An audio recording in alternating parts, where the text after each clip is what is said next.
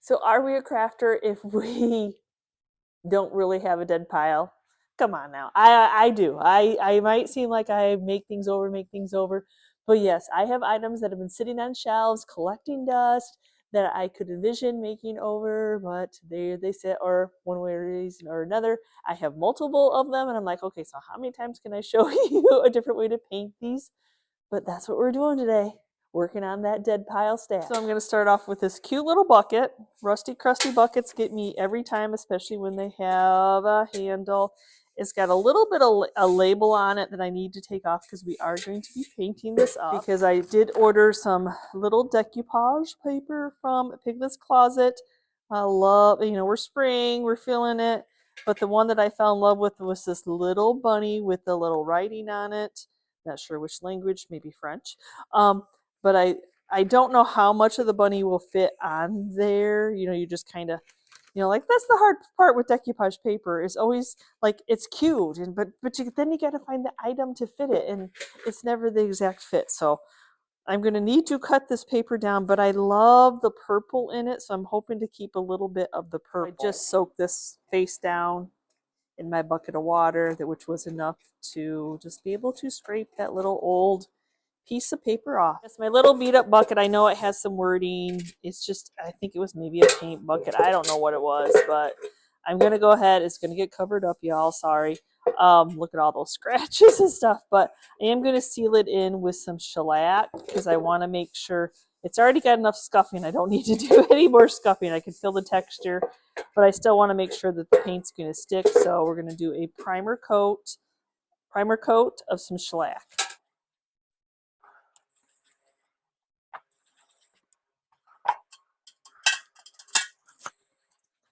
Okay, for my bucket color, I'm going to be using some more DIY paint, and I'm going to be using French Millinery.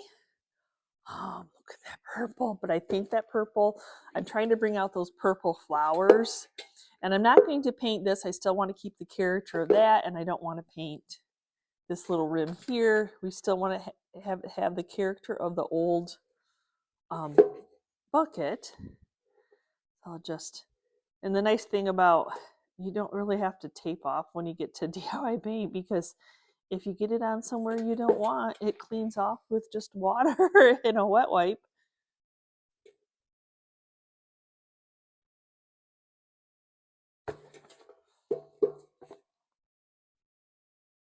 So even though I try to be, you know, I don't want to get in the habit of being messy because I might use some other type of paint, but I can always go and clean that off. It is a very pretty color. I think I painted a little stool once with this color. You know, you're trying to always remember, like, you know, as you know, it's hard to remember every project that you've done. But I kinda do. So how many have gone into like another antique mall or craft store, second hand, maybe even Goodwill, and seen pieces that you flipped? The other day I was at a local antique store. I love to support small business, and I will support my local antique stores all the time. And I went in and I'm like, oh my gosh, that's my paint job. I know that I made that over. I know I thrifted that arch at. Maybe I'll remember to insert a picture, but I'm like, well, that's my work. So wherever they bought it from, or they bought it from our store to resell, does not matter. I do not get offended. I got what I asked for it. If I put it on sale, if I send it to auction, I'm not going to be offended. That's the way I look at it. You know, everybody might look at it differently. The biggest compliment I can get is somebody reproducing or trying my technique or sharing one of my ideas, because I get inspired from others. I'm hoping to inspire everybody else, you know, that watches. So isn't that I guess I'm a sharey person. I want to share with y'all. The nice thing about DIY paint is you can dry it in between coats and keep on painting. Okay, so gave it a second to cool down, to cool down before putting my hand back in it to apply the second coat.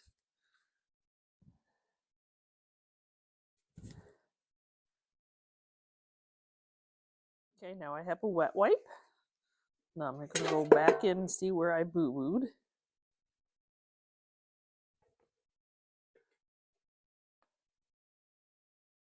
So I am going to go in and distress this a little bit just with that same rag. I'm just going to start rubbing, getting it wet.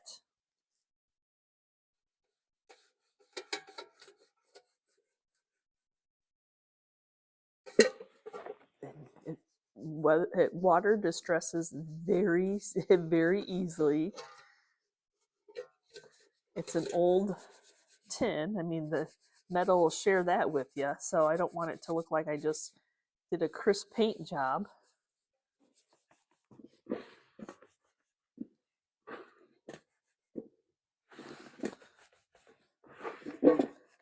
Now we need to seal it in, but we need to also dry it first. So I'm going to go in with some more of that Krylon matte finish. I think this is a light enough that if it turns chalky, it's a light enough color.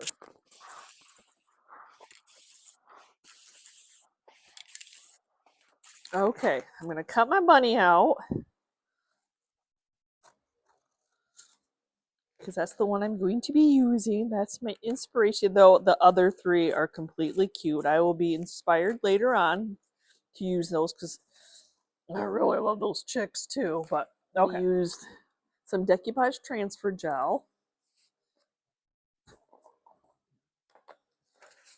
I need to, so like when you put this, it just kind of, and then if I put it on there, it's just going to like blend in with the purple.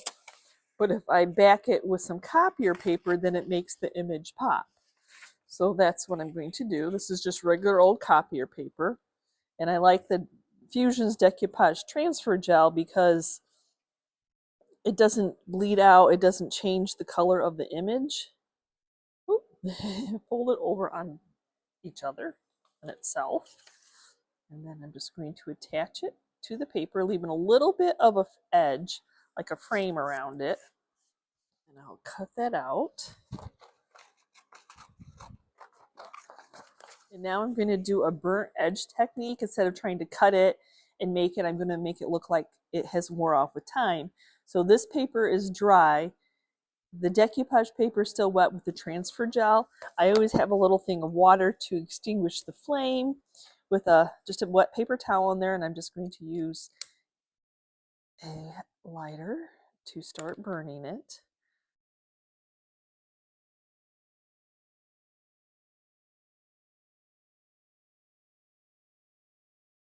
And then when it extinguishes, I'll just go back in with that little, so like if it starts going crazy and too far, you can, you know, put it out with the water.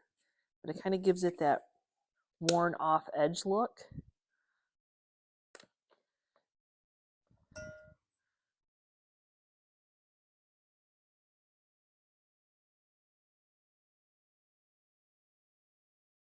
Okay, let's see if I got it burnt far enough. I got my little contraption from Tracy so it doesn't roll. Got my, I think I don't mind. Let me see. Oh, I think, I mean, I could burn it a little bit more. I mean, it's just, yeah, I got a couple more spaces I should burn. Like right here, these little high points. Sometimes you just have to keep the flame on there. Blow it out. Instead of cutting it to fit, we're burning it to fit.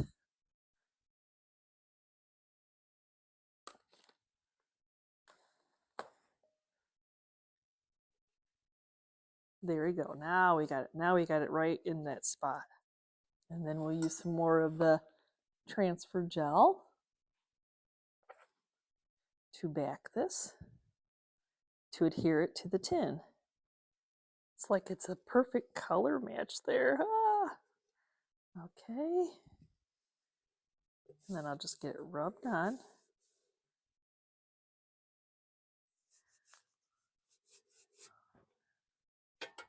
Okay, I need to seal in my paper, and I'm just going to be using some of the Fusions wax to do that because I'm going to be adding some patina. I've aged the can and I've aged around the paper, but you know, with the burning technique. But I also want to add a little bit of decrepit dust here and there to give it a little bit more character, so it doesn't look like I just stuck a label on there. So decrepit dust.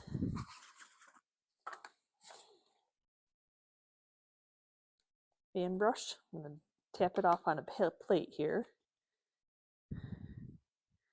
And then we're going to kind of work in.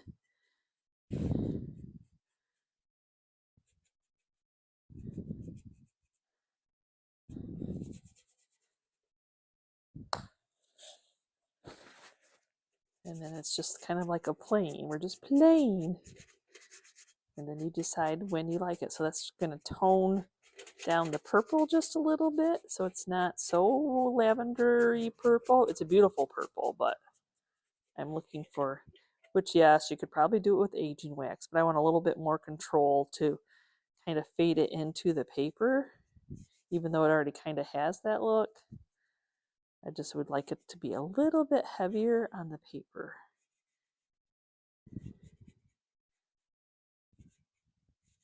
And it's easier to control when you're when you have wax, and you can rub it and buff it and do all kinds of goodies like that. Okay, now we're going to fill our little bucket up, and I don't think that handle takes away anything from the front of it, so I'm going to let it lay forward.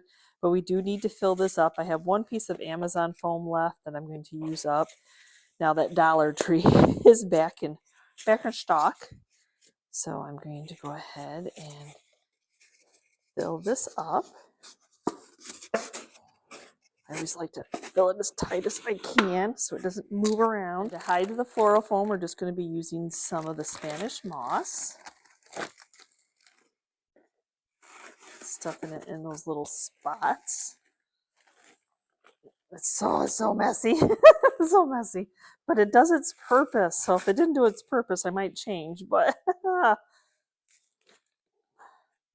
it's all good. Now I think because of the colors, I'm going to use, even though these are brighter, that's okay. That's perfectly fine because I'm going to add some of the baby's breath to it.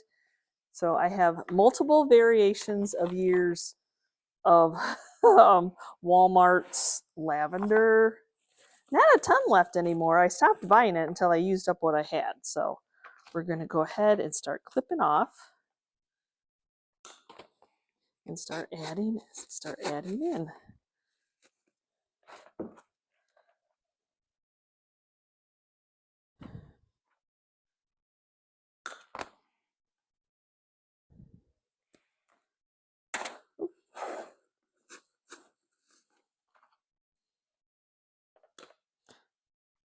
Sometimes I need to cut off some of those plastics so I can get it in here.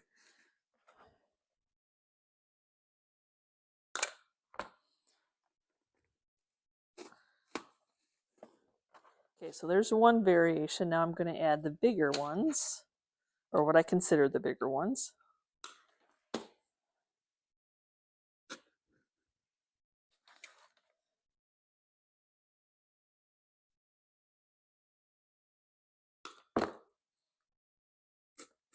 I'm going to go ahead and add some of the baby's breath.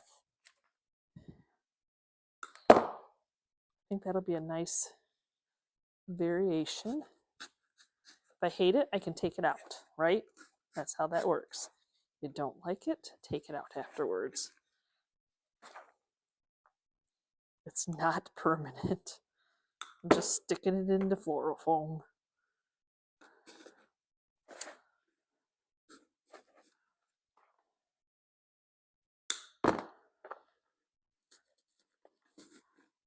So I am gluing a few in so that it's coming out to cover up, like, see how it's all tall. So I'm putting some at an angle so they're kind of trendling over. I think that looks nice. It's a little bit of hot glue because there won't be any metal to stick in. or any hard plastic.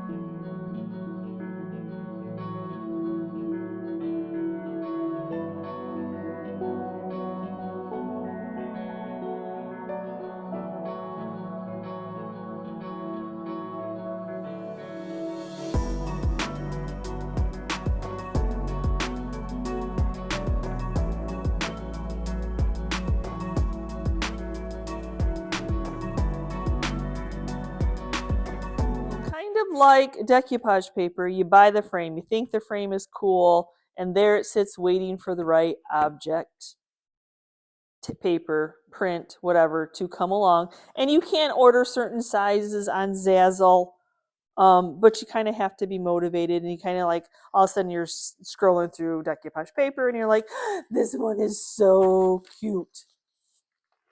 Rooster. I have not done a rooster in a while.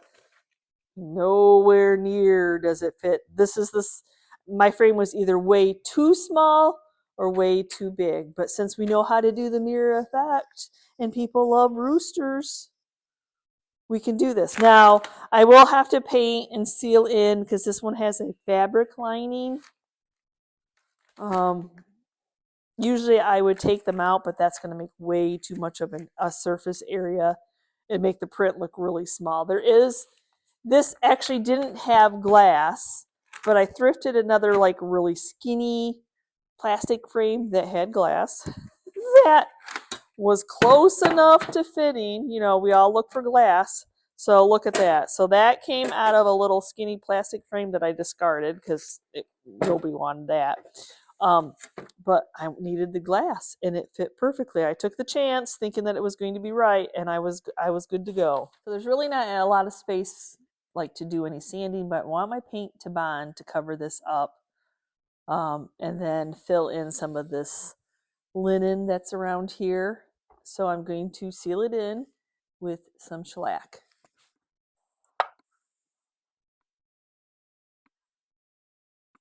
Okay, so I need to like distress the edges a little bit so we don't just see this. I love how the barn in the back is blurry.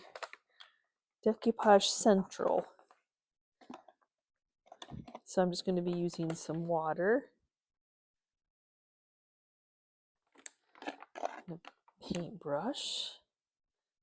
And then I should be able just to tear. This is a little bit thicker paper. Like, meaning it has the ones with fiber in it. I ordered this from Piglet's Closet. A lot of times when I order from Zazzle, I'll pick like the 18-pound weight. I know it's a little bit thicker than just tissue paper. So this one's a little bit tougher to, but I don't want you to see that marking, that line there. Okay, now that I got my edges, square this off. I'm going to put my glass down.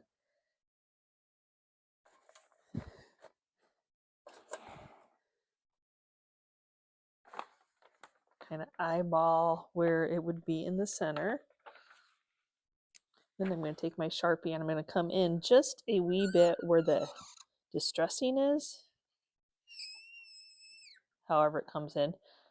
Hard to draw. So I had a ruler, it would be hard to draw a straight line. And then I always like to emphasize like where items are, like where that barn is, so I don't go crazy. Where you got some fencing, and then where a rooster is. So there, so we have an idea of where the image is to do the mirror effect, which is selling rather well, y'all. So we're going to flip that over so the Sharpie side is down. So the Sharpie's on the opposite side now. Give my glass one more cleaning. Make sure that it is good and clean. Okay, so for the mirror effect, I'm going to be using Rust-Oleum's Mirror Effect, which is my go-to favorite one. And then distilled vinegar, straight up, no water dilution. And the vinegar is in just the spray bottle. So what I'm going to do is I have to mask up because the mirror effect is smelly. we have a ventilated shop, so luckily I'm good. So I have to spray my vinegar down first, and where the water droplets are, when I spray the mirror effect, for whatever reason, they just kind of pool. The mirror effect doesn't stay. We dry it. We take a shop cloth, dab it off, and then we do the process 3 more times, and we have that little aged mirror effect.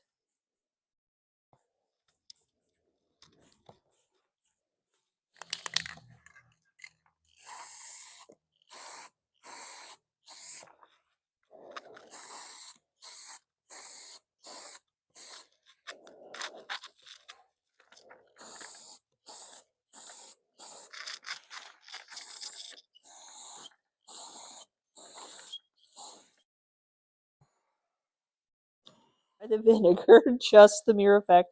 Then I take a shop cloth, like the ones that are in those boxes that you see at the big box home improvement stores.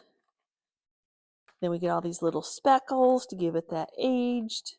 And then like I said, I like to do it a couple times to really get that mirror going on. Okay, now you can see all the little speckles, the little holes from the aging. Now I'm going to go ahead and add some black Rust-Oleum paint to kind of back those.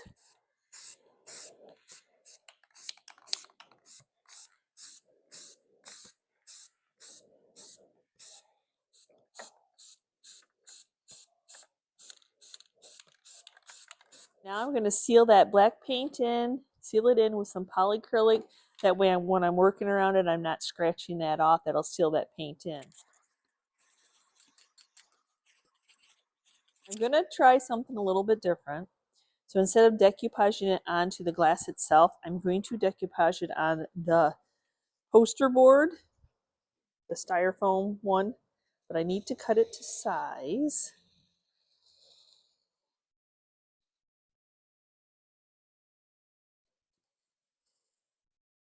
Because sometimes, even though you try not to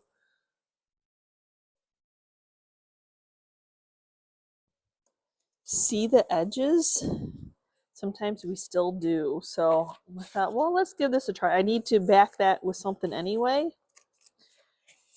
Now centering it is going to be a whole nother story, but we'll see how that goes. Okay.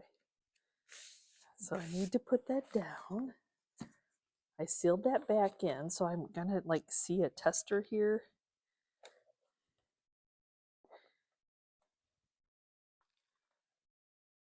Actually, I think that's pretty good.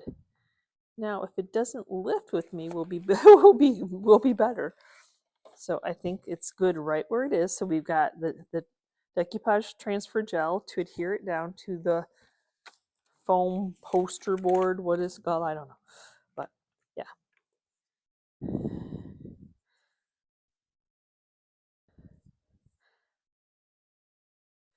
Some of the ones I've done, I can still see the edges of the paper, which, I mean, it is what it is. But that's my whole, like, okay, can I, each time you do a project, you're like, how can I change it? Will it work for the better? Will it, you know, that's our whole little tester here, like trying stuff out.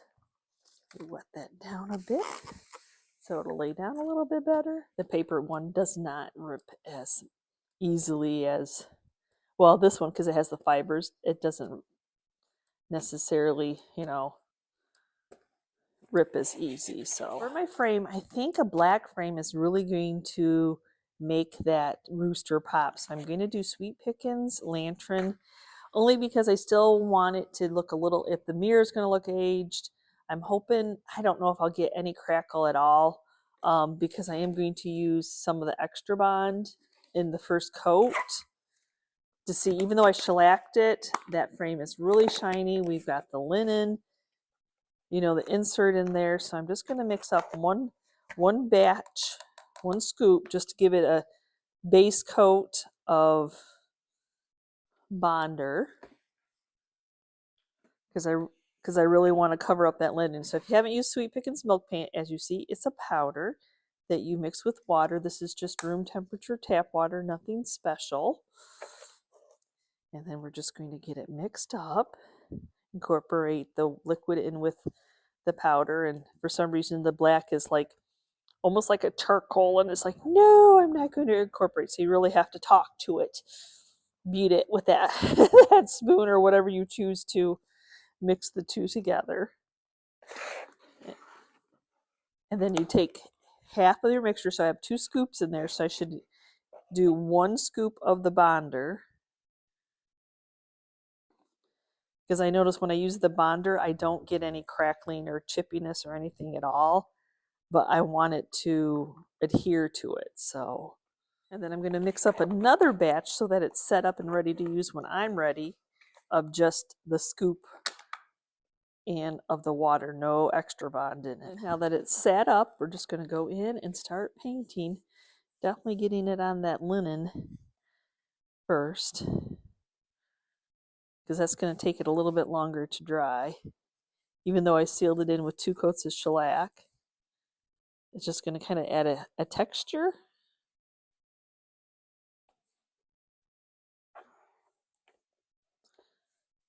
For my second coat, now I'm going to be using the mixture without the extra bond in it, so I can see some spots where I missed.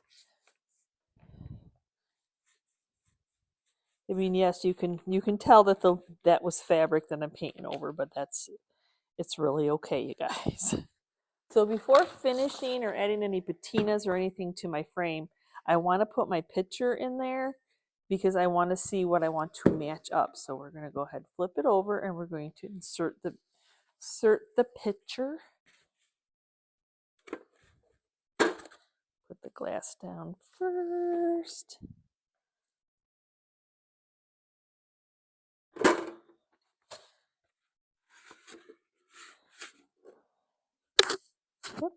Yep. I think that's going to work.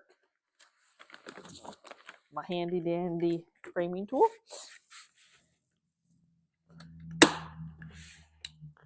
I think I really love putting that on the poster board foam, other than putting it like directly onto the mirror, the glass. I think it looks awesome. I got to seal my frame in, but I did get some crackle, which is what I was hoping for, so that brassy gold is coming, peeping through. So I'm going to add some fusion wax, and I'm going to probably play with a little bit of the patinas. I know I'm going to get wax on the glass, but I wanted to look at my image while I was finishing it up to make sure like I'm matching what I want to. So the aging wax by Fusion is going to kind of tone down that black just a little bit. Okay, let's rub the excess off. Sure, if I was going to use just a tad bit of the warm, just to bring the red out in the barn and on the rooster. So I'm going to go in very gingerly. And then kind of just dab it. Oh yeah, I thought I would really like the warm on the red. I mean, I thought I would really like the warm on black. And I do. Oh, do I? So I'm just going to go ahead and rub it. Definitely going to give it a rich look. And I'm still going to add a little bit of the Decoupage, take down that really red, almost make the frame have a rusty metal look. Just in certain areas. Just a little bit of spray. As I've said in the past, my pen's not really a Sharpie, it's an outdoor marker, but it works. As long as I spray it with some cleaner and use a scraping tool, I can get it off. I'm going to go ahead and finish off the back using some double stick tape, running it as close to the edge as I possibly can get. Okay, and then we're going to be using some contractor's paper to cover up that back.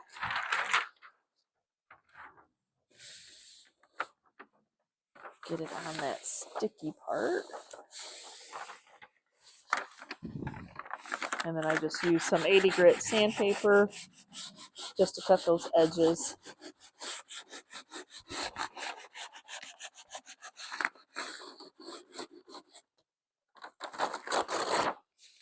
Now I'm going to mist it with some water.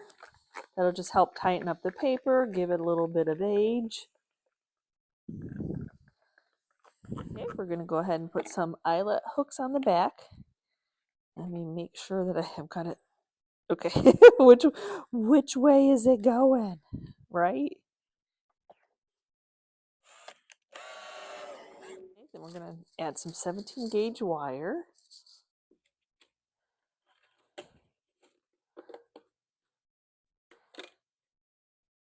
Try to get it as tight as I can. Clamp it so it doesn't move around. I always end up with a little too much, but that's okay. And then we'll just circle this around.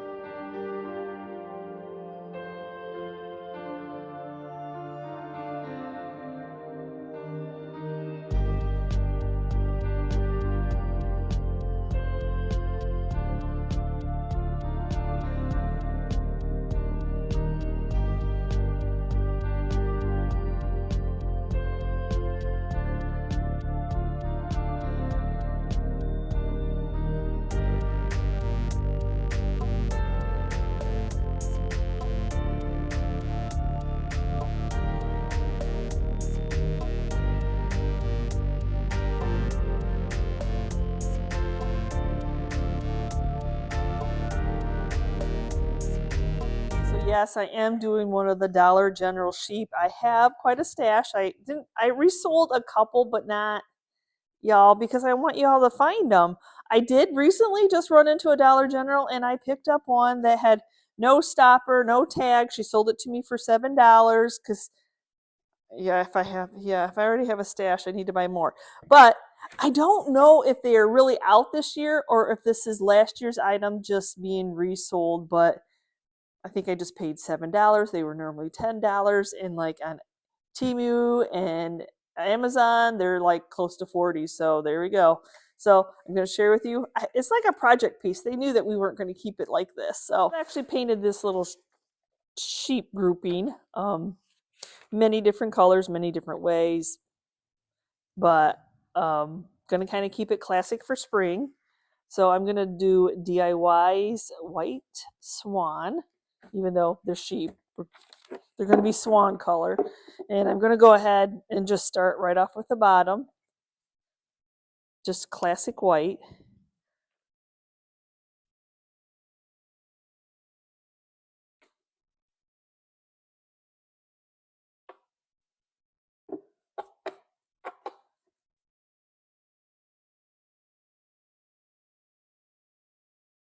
So I just paint as much as I can while it's flipped over, getting all that underneath, tickling their little faces. One of the reasons to like DIY paint is that you can dry it in between coats with a heat gun.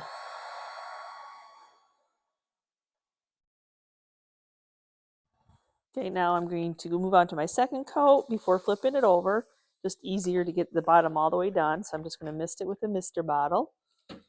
And then proceed on painting the second coat. That first coat should attract the second coat, but if I didn't wet it down, the second coat would start taking off the first coat. So there's that there. So before flipping this over to do the other side, I've got 2 coats on here. It's plenty to cover.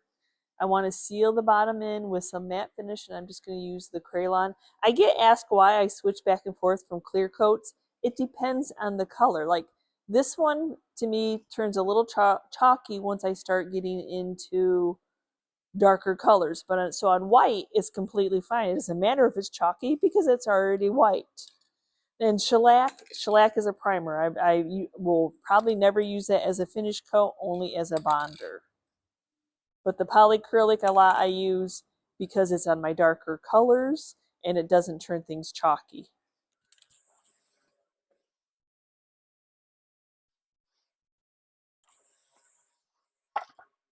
That way I know I put a piece of wax paper down just in case my paint is not completely dry, but that way I can start working on the top. And then I'll just go in because I usually fill these up with some type of greenery, florals, and then so I'll just do the little lip. Okay, as I said, I was going to be doing some patinas on these, meaning decrepit dust. So I don't know, do they watch our channel? Does Debbie watch our channel? Because I've talked about the dark one, and if they came out with one that was a cinnamon color, I would buy that too. And there it is. It is a warm in a dark. Awesome. So I'm excited to try it out. Oh. So to use the patinas, it's like a wet top coat, or I like to do it with clear wax. I like the control of it and how I can spread it around. So I'm just going to start off with some clear wax, just on a brush, kind of working in sections. Oh, my wax might have, I'm down to the bottom of a wax, so I might have a little aging wax in there, but that's not going to hurt anything. So I'm going to work on a couple sheep at a time. Dip my fan brush in there. I try to remember to tap it off, which it looks like it's going to look kind of like a rust color. So we are just going to start to brush it on and see what it becomes. Yes, it's definitely a rust color.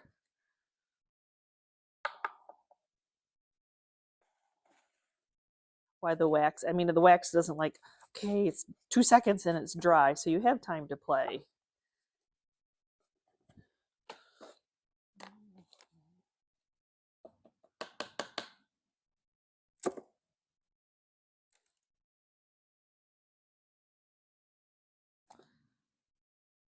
So y'all on a black on black. Now, if you like that one turned out a little dark because my waxes, just go in with a wipe because you have wax on it. The wax spreads around off in the lid with the dark one. And we're just going to start layering the two together.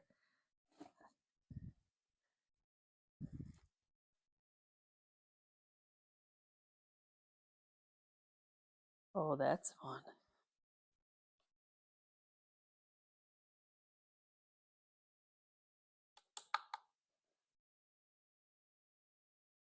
Again, it's just a light little, I like the fan brushes for this. You can still spread it around. That wax is very spreadable. Old hairdresser in me wants to play on colors and do 3 colors, so I'm going to add a little bit of the Sweet Pickins Grit, which is then a cement looking color. So I'm just going to dip it into the cement color, and then we're going to add it in.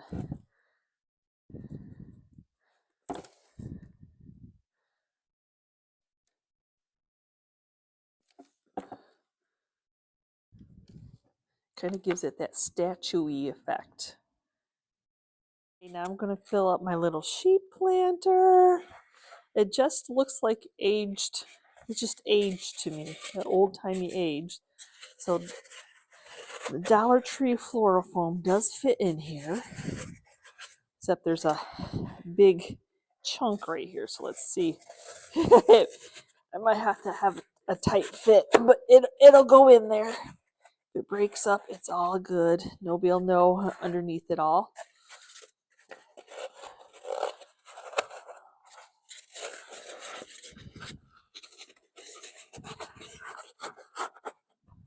As long as we have it in there to fill up the base. A layer of that Spanish moss to cover up the floral foam, which the colors go amazingly. But I'm going to go ahead and put some glue on this one just because it's short and stocky, and I want to keep it spreaded around. I feel like since this is so neutral, I'm going to go I'm trying to think of what it reminds me of. Plaster of Paris, like chalk, like chalkware. But I like mixing those 3 patinas together. So I am going to do some bold green on there. Not making it neutral, We are all dying for spring around here. So these are longer stems, so I'm going to cut off some of the longer ones.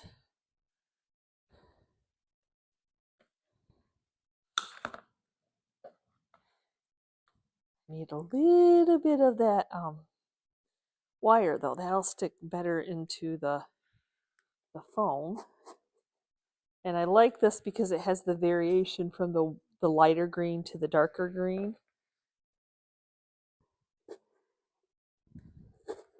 And then we'll just get it filled up. Like I said, I'll take little pieces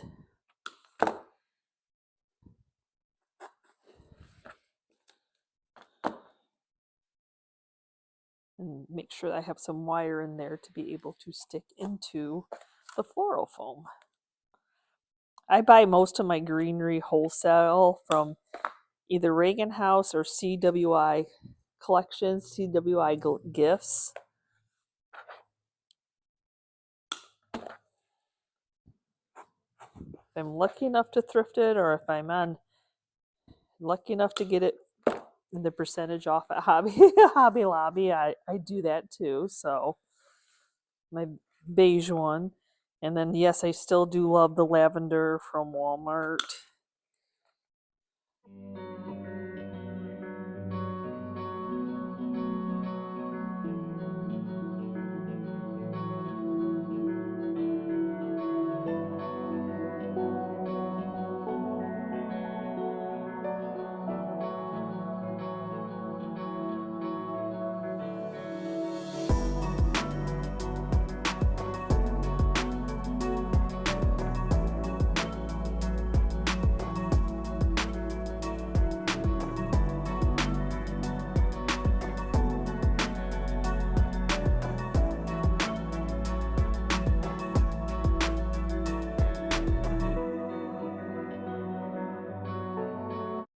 So I hope you enjoyed today's video. Yes, just 3 projects, but 3 good projects.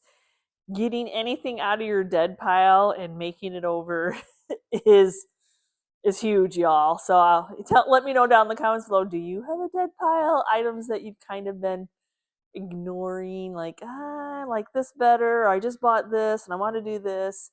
Y'all, let's be honest with ourselves as crafters, DIYers. Yeah, there's that dead pile, those dead pile pieces. So thanks for watching, and we will see you next time, and you can see what I'm crafting. Bye.